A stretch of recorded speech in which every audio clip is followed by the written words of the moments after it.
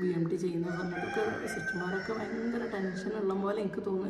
അവരൊക്കെ ഭയങ്കര ഒരു ഇതായി ടെൻഷനായപ്പോൾ എൻ്റെ അനിയും ഡോക്ടറോട് ചെന്നിട്ട് പറഞ്ഞു, സാറ് സജനാൻ്റെ ചന്ദ്ര സാർ അങ്ങനെ പിന്നെ BMT ചെയ്യുന്നിടത്തേക്ക് അങ്ങനെ വരുമൊന്നുമില്ല, വരാറ് സാറിന് അവിടെ ഭയങ്കര തിരക്കേക്കും, അങ്ങനെ വരാനൊന്നും കഴിയില്ല. ചെയ്തത് അവിടുത്തെ ഡോക്ടർ ചന്ദ്ര സാറാണ്. അപ്പോൾ പിന്നെ നഴ്സുമാർക്ക് എല്ലാ കാര്യങ്ങളും പറഞ്ഞു കൊടുക്കലും ഇതാക്കും. പക്ഷെ സാർ അവിടെ വന്നിരിക്കലൊന്നുമില്ല. അപ്പം എൻ്റെ അനിയും ചെന്നിട്ട് പറഞ്ഞു, സാർ നിങ്ങൾ അവിടെ ഒന്ന് വന്നിരിക്കണം, പിന്നെ അവിടെ ഒന്ന് പോയിരിക്കുമെന്ന് പറഞ്ഞെന്ന് സാറ് ഏതായാലും സമയം കണ്ടെത്തി. എൻ്റെ കോംപ്ലിക്കേഷൻ അത്രയും എൻ്റെ ഡേഞ്ചറായിട്ട് കൊണ്ടുപോയിരിക്കും. സാർ അവിടെ വന്നിരുന്നു എൻ്റെ ആ കീമോ ചെയ്യുന്ന സമയത്ത്. ഞാൻ ഫുള്ള് ഹാപ്പി. എനിക്കിത് കഴിഞ്ഞാൽ അടുത്ത കടമ്പയും കഴിഞ്ഞ് ആ കടമ്പ കഴിഞ്ഞിട്ട് ഞാൻ അവിടെ നിന്ന് രക്ഷപ്പെടുന്നു. അത് എൻ്റെ മനസ്സിലുള്ളൂ. ഇതിൻ്റെ ഒരു ഡേഞ്ചറോ ഞാൻ മരിക്കാൻ പോവുകയാണോ അല്ല എന്താണെന്നൊന്നും ഞാൻ ചിന്തിക്കുന്നില്ല. ഞാനങ്ങനെ ഓരോ ദിക്റുകളും സലാത്തും അങ്ങനെയൊക്കെ ഓരോന്നൊക്കെ ചൊല്ലി ഞാൻ അവിടെ നിൽക്കും. ഞാൻ ഇത് ചെയ്യൽ തുടങ്ങിയപ്പോൾ സിസ്റ്റർമാരൊക്കെ എൻ്റെ അടുത്ത് നിന്ന് പ്രാർത്ഥിക്കുക വരെ ചെയ്യുക. ഒരു ഈ മജ മാറ്റി വെക്കുന്നതിൻ്റെ ബ്ലഡിൻ്റെ ഇതിൻ്റെ അടുത്ത് നിന്നിട്ട് ഞാൻ ഇങ്ങനെ നിന്ന് പ്രാർത്ഥിക്കും. അത്രയും അവർക്കൊക്കെ ഭയങ്കര ഒരു സ്നേഹമുള്ള സിസ്റ്റർമാരൊക്കെ. അവരൊക്കെ ഞാൻ നിന്ന് പ്രാർത്ഥിക്കുന്നുണ്ട്. ഞാനിങ്ങനെ ഒരു ക്ഷീണം പിടിച്ചൊരവസ്ഥ എനിക്ക് അപ്പോൾ ഒരു ഉറക്കിലേക്ക് ഞാൻ അങ്ങനെ പോവാം. അപ്പം സിസ്റ്റർമാരൊക്കെ പറഞ്ഞു, സജന ഉറങ്ങല്ല, പ്രാർത്ഥിക്ക് ദൈവത്തിനോട് പ്രാർത്ഥിക്കുമെന്ന് ഞാൻ പറയുന്നുണ്ട്. അപ്പോൾ ഞാൻ പറഞ്ഞാൽ ഞാൻ പ്രാർത്ഥിക്കുന്നുണ്ട് എന്ന് ഞാൻ അങ്ങനെ പറയുന്നുണ്ടെങ്കിൽ പോലും എനിക്ക് ഉറങ്ങാൻ ഭയങ്കര ഒരു ഇഷ്ടം. അപ്പം അത്രയും ഞാൻ ഉറങ്ങിപ്പോവാം. അങ്ങനെ ആ ഉറങ്ങുന്നതിൻ്റെ ഇടയിൽ ഞാനിങ്ങനെ ഇവരിങ്ങനെ പ്രാർത്ഥിക്കുന്നതൊക്കെ ഇങ്ങനെ കാണുന്നുണ്ട്. ഇവരിങ്ങനെ കൈയൊക്കെ കൂപ്പി ഞാൻ അങ്ങനെ വിചാരിച്ചു, ഇത് അത്ര വല്ലാത്തൊരു ഡേഞ്ചറായിട്ടാണ് ഇങ്ങനെയൊക്കെ പ്രാർത്ഥിക്കുകയൊക്കെ ചെയ്യുന്നത്. എന്നാലും എനിക്ക് പേടിയൊന്നും വരുന്നില്ല.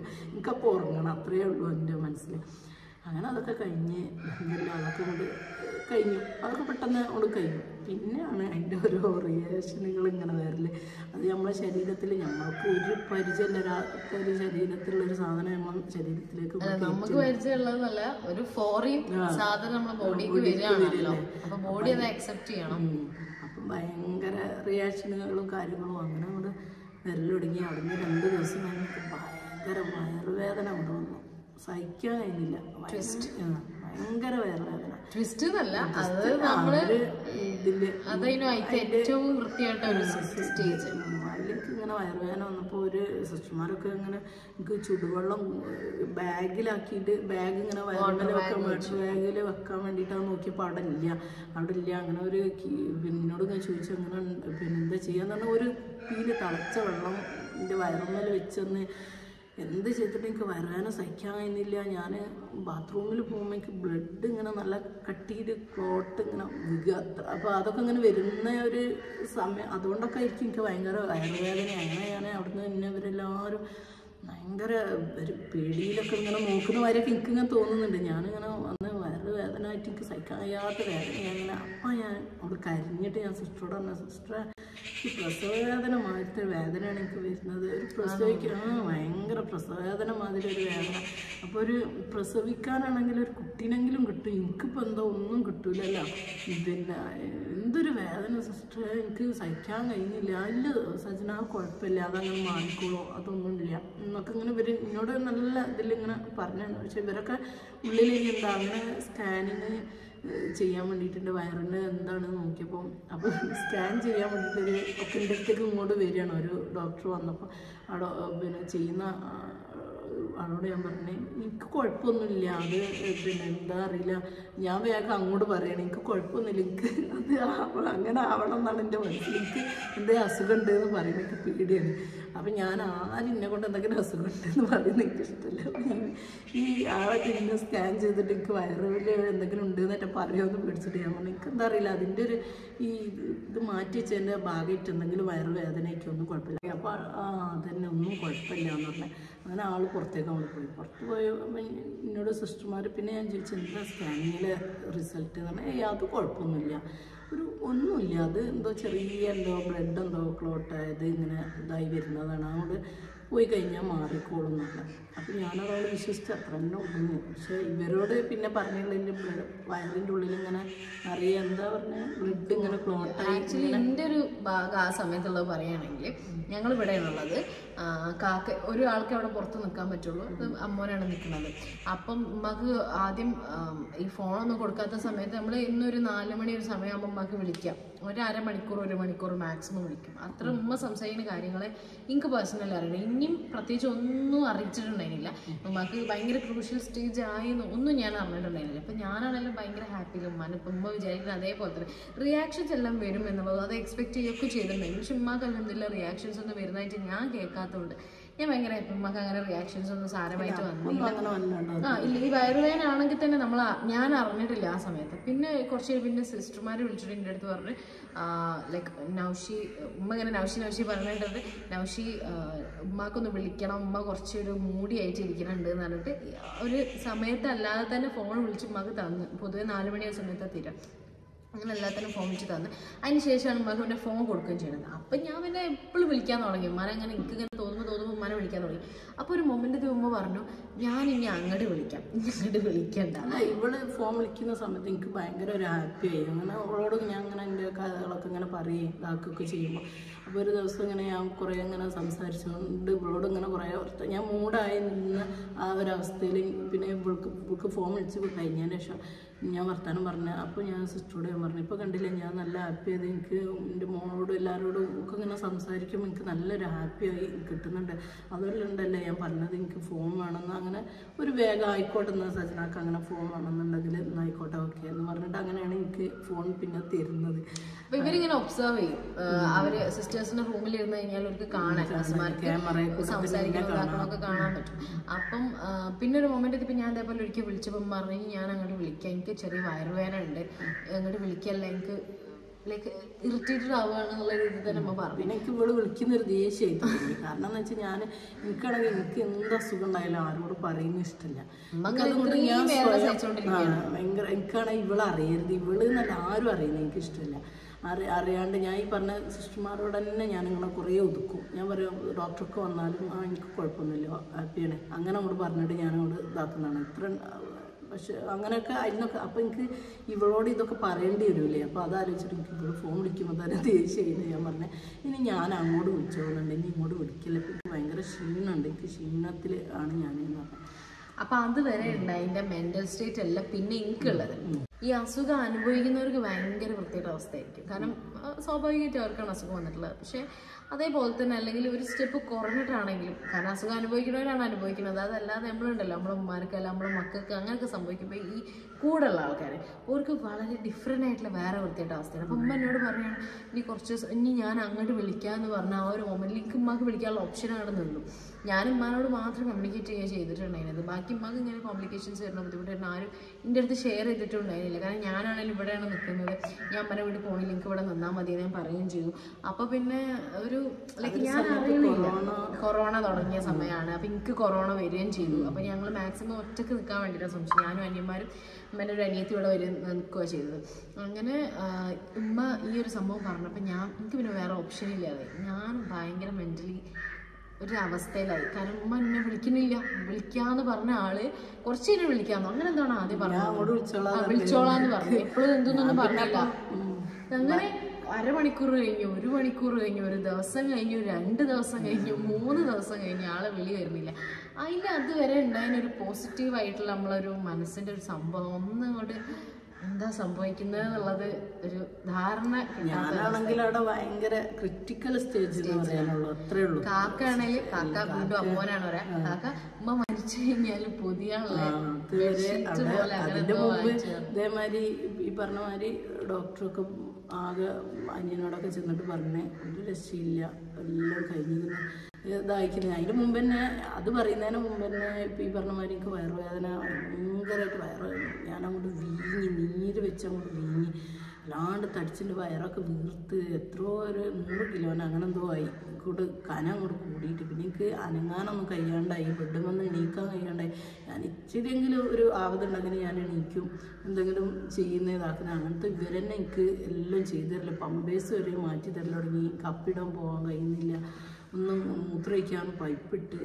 അപ്പോൾ ഓരെന്നെ കുഞ്ഞുവാവ അപ്പിട്ടാന്നൊക്കെ പറഞ്ഞ് എന്നെങ്ങനെ സമാധാനിപ്പിച്ച് വന്ന് അങ്ങനെ പമ്പേഴ്സ് വരെ എനിക്ക് മാറ്റി തരുന്ന ഒരവസ്ഥയിലേക്ക് ഞാൻ ഭയങ്കരമായിട്ട് അങ്ങോട്ട് വീങ്ങി. അതിൽ ഇതേമാതിരി അനിയന് വീഡിയോ കോൾ വിളിക്കുമ്പോൾ ഞാൻ പറഞ്ഞു ഓനൊന്ന് വിളിക്കും, ഓനെ കാണാനില്ലല്ലോ എന്ന് പറഞ്ഞാൽ ഓൻ വിളിച്ചപ്പോൾ ഓനെ ഭയങ്കര ടെൻഷൻ. എനിക്കറിയുന്നില്ല, ഞാനിത്ര വലിയ ക്രിട്ടിക്കൽ സ്റ്റേജിലൊന്നുമല്ല.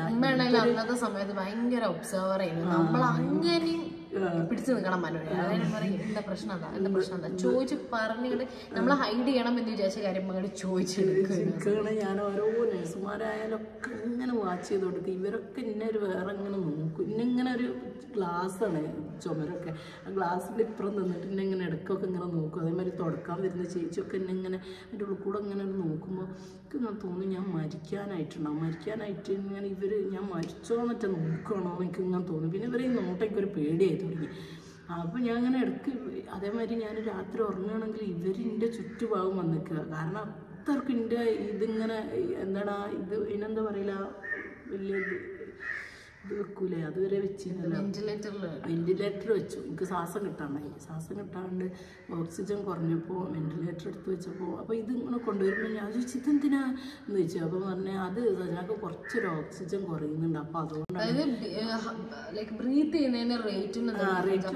അപ്പോൾ അത് സ്മൂത്തായിട്ട് ആവാൻ വേണ്ടിയിട്ടാണ്. അല്ലാഞ്ഞാൽ ഒരു ഇതാവും അതിന് വേണ്ടി. അല്ലാണ്ട് ഇതൊന്നും അപ്പം ഞാൻ എൻ്റെ ഭർത്താവ് മരിക്കുന്ന ആ സമയത്ത് ഞാൻ കേട്ടിട്ടുണ്ട് വെന്റിലേറ്ററിൽ ഇങ്ങനെ നിർത്തി ആ വെന്റിലേറ്റർ കൊണ്ട് ഊരിയപ്പോൾ അപ്പം മരിച്ചു എന്നുള്ള ആ ഒരു ഇതാണ് എൻ്റെ മൈൻഡിൽ. അപ്പം എനിക്കിങ്ങനെ തോന്നി ഈ വെന്റിലേറ്റർ ഊരിയാൽ ഞാൻ മരിക്കുമോ എന്നുള്ളത് അങ്ങനെ തോന്നിയപ്പോൾ സിസ്റ്റർമാർ പറഞ്ഞാൽ അത് അങ്ങനെ ഒന്നുമല്ല, ഇതിക്ക് ശ്വാസം വലിക്കും, ഇത് വെന്റിലേറ്റർ ഒന്നും അല്ല, ഇത് വേറെ ഈ ഓക്സിജൻ തരാനുള്ളതാണ്. അപ്പം ഞാൻ അതുകൊണ്ട് വിശ്വസിച്ചു അതായിരിക്കും, വെന്റിലേറ്റർ ഒന്നും ആവില്ല, അത് വേറെ എന്തെങ്കിലും മെഷീനായിരിക്കും എനിക്ക് ഓക്സിജൻ തരാനുള്ളതായിരിക്കും. അങ്ങനെ എനിക്ക് ഇങ്ങനെ ഇതാക്കുന്നുണ്ട്. അതിൻ്റെ ഇടയിൽ എൻ്റെ നാവ് പിന്നെ ഇവർ പല്ല് വെച്ചിരുന്നുണ്ട്. അതിൻ്റെ ഇടയിൽ എൻ്റെ നാവ് എന്ത് ചെയ്ത് ഞാൻ തൊള്ളൊന്നും തുറക്കുന്നില്ല. ഭക്ഷണമൊക്കെ എനിക്ക് ഭക്ഷണം എന്തെങ്കിലും വെള്ളം ഫുള്ള് ഗ്ലൂക്കോസ് ഇങ്ങനെ കയറ്റി കൊണ്ട് നിൽക്കുക. അപ്പോൾ വായിൽ കൂടെ ഭക്ഷണമൊന്നും തരുന്നൊന്നുമില്ല, തിന്നാനൊന്നും എനിക്ക് വേണ്ടല്ലോ.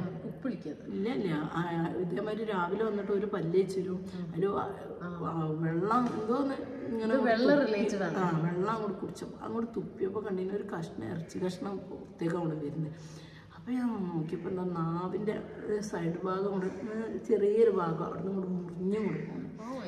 അതിൽ മുറിഞ്ഞിങ്ങനെ തൂങ്ങിക്കുക. അതിൽ സിസ്റ്റർ അതുകൊണ്ട് പഞ്ഞെടുത്തിട്ട് കൊണ്ട് ബാക്കിയപ്പോൾ എനിക്കെല്ലാം അങ്ങോട്ട് ഛർദ്ദിക്കാൻ വന്നു. നമ്മളൊരു അവയവാണെങ്കിൽ പോലും അതിൽ പിന്നെ എനിക്ക് ഭയങ്കര അങ്ങോട്ട് വെറുപ്പം അങ്ങോട്ട് കുടുങ്ങിപ്പോയി. ആ വെള്ളത്തിനോട് ആ വെള്ളം തൊള്ളയിലേക്ക് കൊണ്ടായ സമയത്താണ് ഈ കഷ്ണം അങ്ങോട്ട് പോകുന്നത്. അപ്പം വെള്ളം കൊണ്ട് വെറുത്തുപോയി. നാവ് വായ തുറക്കാണ്ടായിട്ടാണ് ഇത് ഒന്നാമത് ഇങ്ങനെ അങ്ങോട്ട് ഒട്ടിപ്പോയ മാതിരി ഇങ്ങോട്ട് കഷ്ണം. ഒന്നാമത് ഇതിൻ്റെയൊക്കെ സൈഡ് എഫക്റ്റ് ആയിട്ട് വന്നതാണ്. ഞാൻ ആ കഷ്ണം കൊണ്ട് പഞ്ഞിയിൽ കൊണ്ട് എടുത്ത് കൊടുക്കണം. ഞാൻ അങ്ങോട്ട് ഓക്കാനിച്ചു. അത്രയ്ക്ക് എൻ്റെ ഇറച്ചി കണ്ടിട്ട് ഞാൻ തന്നെ അങ്ങോട്ട് ശരീരത്തിൽ അങ്ങനെ അങ്ങോട്ട് ഓക്കാനിച്ച് അതാക്കി. പിന്നെ എനിക്ക് വായി തുറക്കാൻ കഴിയുന്നില്ല, ഭയങ്കര വേദന. ഒരു കഷ്ണം ചോരൊന്നും വരുന്നില്ല, ആ ഒരു കഷ്ണം അവിടെ നിന്ന് കൂടി പോകുന്നില്ല. പിന്നെ വായി തുറക്കുക, പിന്നെ ഒരു ഓയിൻമെൻ്റൊക്കെ തേച്ച് അങ്ങനെ ഭക്ഷണം കഴിക്കണം. പിന്നെ അങ്ങനെ 3 ദിവസം ആ ഒരു അവസ്ഥ അല്ലാത്തൊരവസ്ഥയാണ് ആ ഒരു സമയത്ത്. അല്ലെങ്കിൽ ഞാൻ ഒരുപാട് അതിലിങ്ങനെ അനിയൻ ഇതേമാതിരി വിളിക്കും, ഫോൺ വിളിക്കുന്നതിൻ്റെ ഇടയിൽ ഞാനിങ്ങനെ ഇവരെല്ലാവരും വാച്ച് ചെയ്യുന്ന ഇവരിങ്ങനെ ഒരു വേറൊരു നോട്ടം ഭാവത്തിലൊക്കെ മാറ്റമൊക്കെ വന്നു. സിസ്റ്റർമാരൊക്കെ എന്നെ നോക്കുന്നതൊക്കെ എനിക്കറിയില്ല, എനിക്കിപ്പോൾ തോന്നണോ അറിയില്ല. അങ്ങനെ എനിക്കിങ്ങനെ തോന്നി ഇവരെന്താ ഇങ്ങനെ നോക്കുന്നത്, എന്നെന്താ ഇങ്ങനെ വാച്ച് ചെയ്യുന്നത്, ഇവരെന്താ എൻ്റെ ചുറ്റുമാകും. ഞാൻ ഉറങ്ങുകയാണെങ്കിൽ ഞാൻ പെട്ടെന്ന് എണീച്ചിട്ടുണ്ടെങ്കിൽ ചുറ്റുഭാഗം നഴ്സുമാരിങ്ങനെ വന്ന് നിൽക്കുക. അപ്പം ഞാൻ ഞെട്ടി എണീച്ചിട്ട് നിങ്ങൾ എല്ലാവരും ഇവിടെ വന്ന് നിൽക്കുന്നത്. അല്ല 2-3 ദിവസം ഒരേ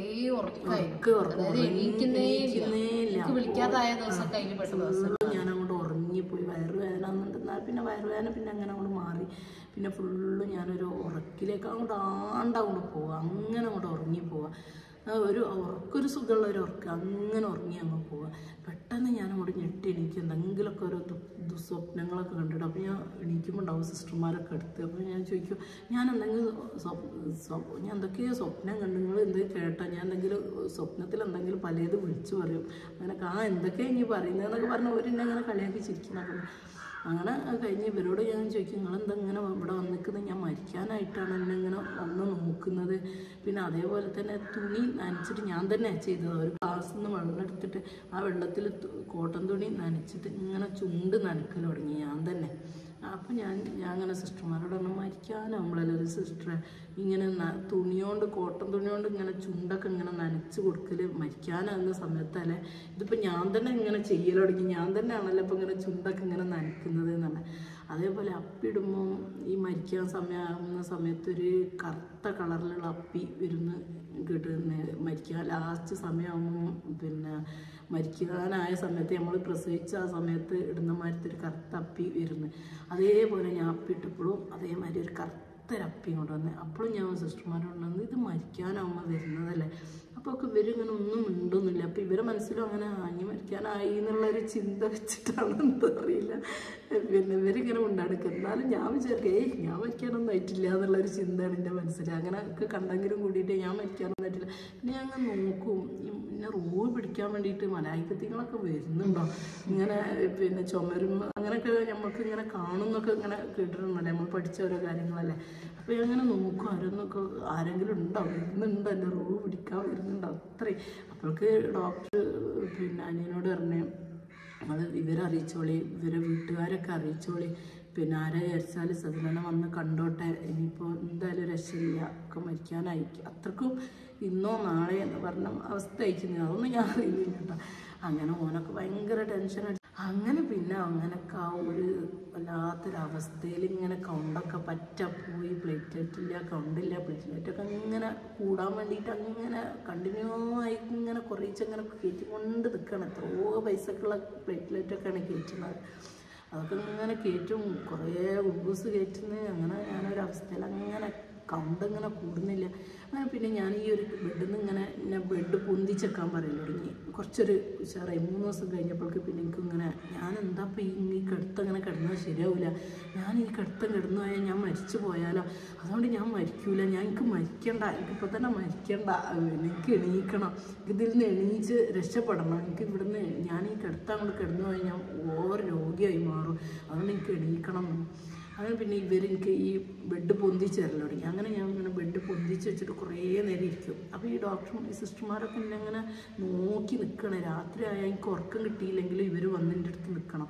അപ്പോൾ ഞാൻ സിസ്റ്ററോട് പറഞ്ഞു, സിസ്റ്ററെ ഞാൻ ഉറങ്ങിയിട്ടുണ്ട്, പകൽ ഉറങ്ങിയിട്ടുണ്ട്, പിന്നെ എനിക്ക് രാത്രി ഉറക്കം കിട്ടാൻ ഞങ്ങൾ ഇന്നെ നോക്കി നിൽക്കണ്ടേ, അപ്പോൾ അതുകൊണ്ട് നിങ്ങൾക്ക് ബുദ്ധിമുട്ടല്ല, അതുകൊണ്ട് ഞാൻ മാക്സിമം ഞാൻ പകൽ ഉറങ്ങാണ്ട് നോക്കട്ടോ, നിങ്ങൾ എൻ്റെ അടുത്ത് വന്ന് ഇങ്ങനെ കഷ്ടപ്പെടണ്ടല്ലോ എന്നൊക്കെ പറയും. അപ്പോൾ അതിനിപ്പോൾ എന്താ സജന, അതിന് തന്നെയല്ലേ ഞങ്ങളിവിടെ നിൽക്കുന്നത്, അതൊന്നും കുഴപ്പമില്ല, സജനക്ക് എപ്പോഴാണ് ഉറങ്ങേണ്ടത് അപ്പോൾ ഉറങ്ങിക്കോ, എണീക്കേണ്ടത് എപ്പോഴാണ്, അങ്ങനെ ഒന്നും റിസ്ക് എടുക്കൊന്നും വേണ്ട, എന്നാലും ഞാൻ എനിക്ക് ഒരു മാനക്കേടാവും, എനിക്ക് വേണ്ടിയിട്ട് ഇങ്ങനെ ഇതാക്കുന്നത്, അങ്ങനെയൊന്നും ചെയ്യണ്ട, ഞാൻ തന്നെ കുറേ അങ്ങനെ ഞാൻ ഇങ്ങനെ എണീച്ചിരിക്കും. പിന്നെ ഇങ്ങനെ ഭക്ഷണമൊക്കെ മുന്നിൽ വെച്ച് കഞ്ഞിയൊക്കെ ഇങ്ങനെ കുടിക്കാൻ തുടങ്ങി.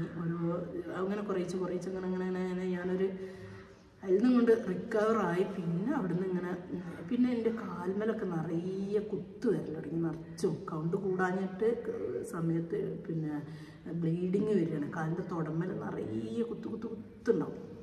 അപ്പം ശരീരത്തിൽ കയ്യിൻ്റെ അവിടെയൊക്കെ ഇങ്ങനെ ബ്ലീഡിങ്, അതായത് കൗണ്ടില്ല. കീമോ ചെയ്യുമ്പോൾ ഈ ഒരു സമയത്തൊക്കെ കുറയുന്നത്, ആ സമയത്തൊക്കെ അതിൻ്റെ ഒരു സൈഡ് എഫക്റ്റ് ആയിട്ട് എനിക്ക് കീമോ ആടുന്നു അങ്ങനെ ഉണ്ടായിരുന്നു.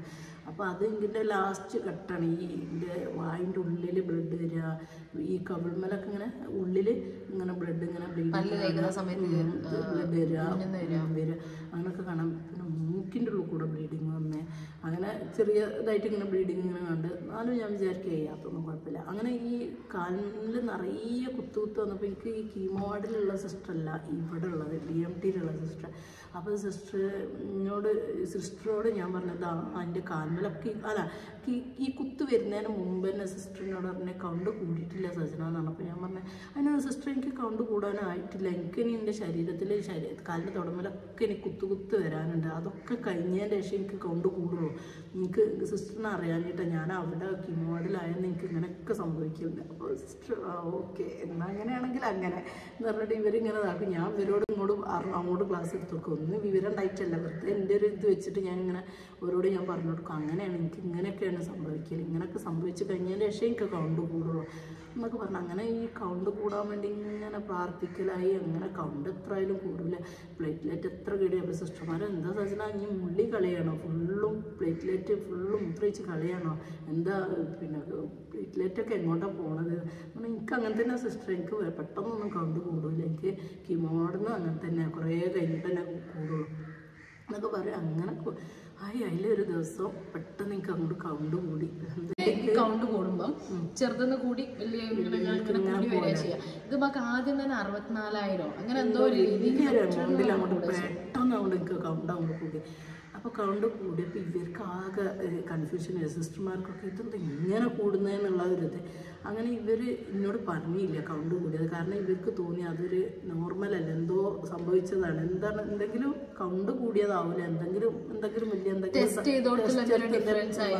പറഞ്ഞിട്ട് വീണ്ടും എൻ്റെ ബ്ലഡ് എടുത്തിട്ട് ടെസ്റ്റ് ചെയ്തു. ഡോക്ടറോട് വിളിച്ചിട്ട് പറഞ്ഞപ്പോൾ ഡോക്ടറിനെ ഒന്നും കൂടി ടെസ്റ്റ് ചെയ്ത് നോക്കിയെന്ന് പറഞ്ഞാൽ ടെസ്റ്റ് നോക്കി. അപ്പോൾ ആ ഫസ്റ്റത്തെ പ്രാവശ്യം ഇവരിങ്ങനെ ചിന്തിച്ചോന്നും ഞാൻ അറിയില്ല. പക്ഷെ ഞാൻ പിന്നെ എന്നോട് പറഞ്ഞ കൗണ്ട് കൂടിയിരുന്നു. അപ്പോൾ ഞാൻ എന്തില്ല അപ്പം തന്നെ ഒന്നാലും സ്തുതിച്ച് ഞാനിങ്ങനെ പിന്നെ എല്ലാവരോടും സന്തോഷമൊക്കെ വിളിച്ച് പറഞ്ഞ് ഇവരോടൊക്കെ ഞാൻ പറഞ്ഞിങ്ങനെ കൗണ്ട് കൂടുന്നുണ്ട് കാരണം എല്ലാവരും ഹാപ്പിയായി. പക്ഷെ ഇവരൊരു ഹാപ്പിയില്ല, സിസ്റ്റർമാർക്കൊന്നും ഒരു ഹാപ്പി ആകുന്നില്ല. കാരണം എന്താണെന്ന് വെച്ചാൽ ഒരുപാട് കൗണ്ട് കൂടിക്കുക. അങ്ങനെ എനിക്ക് അവിടുന്ന് കുറച്ച് കഴിഞ്ഞു ഒരുപാട് നോർമൽ റേഞ്ചിന് മേൽക്ക് നല്ല പറയുന്നത്. യൂഷ്വലി കൂടുന്ന പോലല്ല, എമൗണ്ടായി. അങ്ങനെ ഇവര് വീണ്ടും എന്നെ ബ്ലഡ് വന്നിട്ട് ബ്ലഡ് എടുക്കാൻ വേണ്ടി വന്ന് ഉച്ച സമയമായപ്പോൾ ബ്ലഡ് എടുക്കാൻ വേണ്ടി സിസ്റ്റർ വന്നപ്പോൾ സിസ്റ്ററോട് ചോദിച്ചാൽ എന്താ പിന്നെയും ബ്ലഡ് എടുക്കുന്നതെന്ന് ചോദിച്ചപ്പോൾ എന്നോട് പറഞ്ഞാൽ സിസ്റ്ററിനോട് പറഞ്ഞാൽ സജനാൻ്റെ ബ്ലഡിൻ്റെ കൗണ്ട് കൂടേണ്ടതിലേറെ നല്ല അത്യാവശ്യം കുറേ കൂടിയത് കാണുന്നുണ്ട്. അപ്പോൾ അത് കണ്ടപ്പോൾ സാറ് പറഞ്ഞു ഒന്നും കൂടി ബ്ലഡ് ടെസ്റ്റ് ചെയ്യാൻ പറഞ്ഞിട്ടുണ്ട്. അപ്പോൾ പിന്നെ അതുകൊണ്ടാണ് അപ്പോൾ ഒരു സംശയം എന്താണിത് ഇങ്ങനെ, ഇനി അത് എന്തെങ്കിലും മെഡിക്കൽ സയൻസിൽ ഇങ്ങനെ ഒരിക്കലും വരാൻ പാടില്ല. അപ്പോൾ അതുകൊണ്ട് അത് എന്താണെന്ന് അറിയാൻ വേണ്ടിയിട്ട് വന്നാൽ. അപ്പോൾ ഞാൻ ഭയങ്കര കൂളായിട്ട് ഞാൻ പറഞ്ഞു എനിക്ക് അങ്ങനെ തന്നെയാണ് സിസ്റ്റർ, എനിക്ക് അങ്ങനെയാണ് കീമോ വാർഡെന്നും അങ്ങനെ തന്നെയാണ്, എനിക്ക് കൂടാണ്ട് പെട്ടെന്ന് നമ്മൾ കൂടും, അങ്ങനെ തന്നെ എനിക്ക് കൂടുതൽ. നിങ്ങൾ കീമോ വാർഡുള്ള സിസ്റ്റർമാരോട് ചോദിച്ചു നോക്കി, എൻ്റെ ഇതിൽ ഫയലിലുണ്ടാവും, അങ്ങനെയാണ് എനിക്ക് കൗണ്ട് കൂടുതൽ. എന്നാൽ അങ്ങനെ ഒരിക്കലും സജന പിന്നെ സംഭവിക്കാൻ പാടില്ല.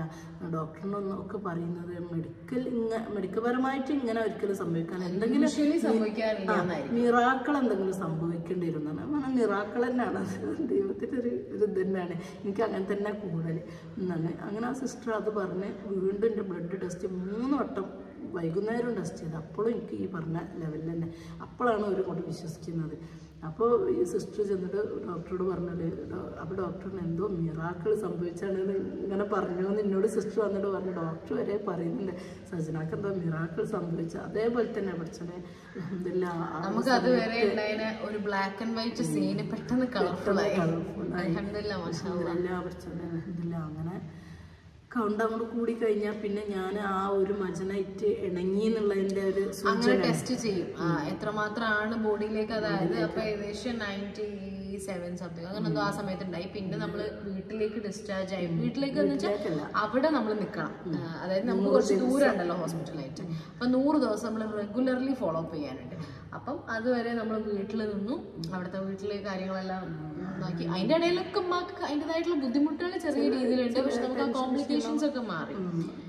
പിന്നെ അവന്റെ രൂപം എന്ന് പറയുന്നതും നമുക്ക്, കാരണം ഞാൻ നേരത്തെ നമ്മൾ പറഞ്ഞല്ലോ ക്യാൻസർ വരുമ്പം ഒരു ഭയങ്കര ഒരു നമ്മളെ സത്യത്തിൽ നമ്മളൊരു അവസ്ഥയിലാക്കുന്നത് ഒരു ഘടകം ഈ നമുക്ക് ഒരുപാട് മാറ്റങ്ങൾ വരുന്നതാണ്. നമ്മുടെ കളറെല്ലാം ഭയങ്കര ഡാർക്കായി, ഒരു കറുപ്പ് എന്നുള്ള മോശമാക്കി പറയുന്നല്ല, പക്ഷെ ഒറിജിനൽ സ്കിൻ ടോൺ നിന്നിട്ടും ഭയങ്കര ഭയങ്കര ഡാർക്കനായി മെലിഞ്ഞ് ഇങ്ങനെ ശോഷിച്ച പോലെ. ഈ ഹെയറൊന്നുമില്ല.